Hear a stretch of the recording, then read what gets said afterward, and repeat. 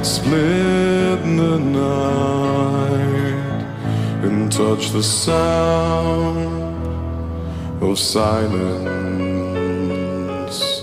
And in the naked light I saw 10,000 people, maybe more.